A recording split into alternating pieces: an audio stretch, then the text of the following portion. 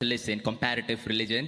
So when you compare Islam and other religion like Hinduism, like quoting scriptures from Bhagavad Gita or something, don't you think there is a possibility to misinterpret it and provide misguidance to those who doesn't belong to that faith? What's your name, brother?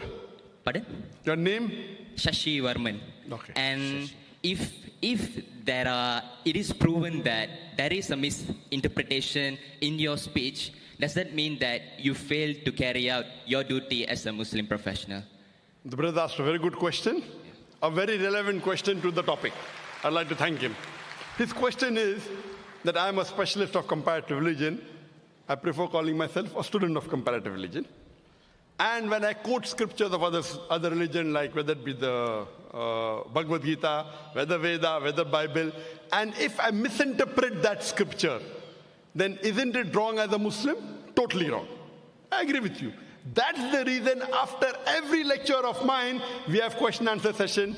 Most of the religious speaker, whether it be Hindu, whether it be Christian, whether it be Muslim, most of the majority, more than 90%, after this speech, they have no question answer session. Sheikh Didat was the first one who started, and now, mashallah, many of us, after every lecture, we have a question answer session. Why? So that if you disagree with us, you are open to ask the question. In the question answer time, if any speaker, including myself, if the questioner proves that my interpretation is wrong, if they prove to me, first I will say, I am sorry, I will take it back. If I make a mistake, as a Muslim, compulsory, I would apologize. I would first say, I'm sorry, I misunderstood your scripture. Inshallah, in future, I will not quote it. Never in my life of 25 years of dawah, more than has a single questioner, mashallah, I can make mistakes. I'm a human being. I'm not perfect. No human being is perfect. Not a single questioner ever quoted me anything and proved me wrong. Alhamdulillah. I can be wrong. I can be wrong. Therefore, we say, ask the question. If he poses a question to me, I will counter quote him and give him the quotation from his scholars. I will quote. What does Swami Vivekananda say? I will quote. So it is intellectual. That's the reason what we say, let's come for a debate. Friendly debate, no problem. But I'll only debate with someone who has some standing, not with every Tom, Dick and Harry. You understand? If I can get 1 million people for my talk, largest gathering, even if we get 2%, 20,000, I will debate you. Any Tom, Dick and Harry, I cannot. So what my reason is, if you want to debate me, you should at least be able to gather minimum 20,000 for your speech. If I can get 2 million, you at least get 2%. Okay?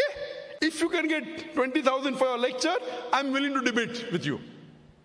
If you cannot get, you give it to someone who can get. And there are many Hindu speakers in the world. There are many Christian speakers in the world who get 100,000 and more. In India, many people. Shri Ravi Shankar, he gets audiences of 100,000. I debated with him.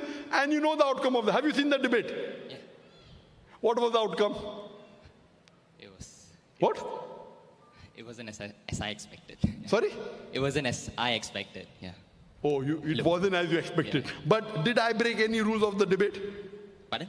Did I break any rules of the debate? No. Did I not answer all his questions? No. Did he answer my questions? No. No. One of the most famous Hindu preacher in the world, Shri Ravi Shankar. Many people call him God. But sir, how about Sadhguru? I guess he destroyed some of your points, I guess. Sadhguru from the Okay. Foundation. Arrange for a dialogue, I will debate him. You arrange, I will debate him. Sadhguru is a famous person, ask him. I will debate him. There are some people who have taken his speeches and given answers. Some people, not himself.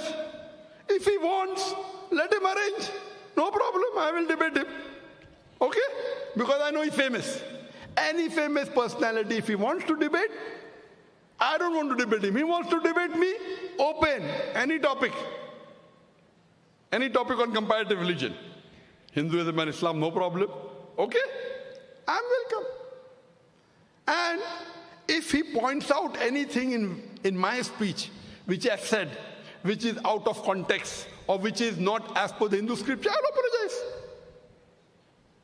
I will give him from where I got. All my research are not from non-Hindu scholars, from Hindu scholars. I give the reference. So most of the speakers say, yes, Zakir is right, but. Then the but comes.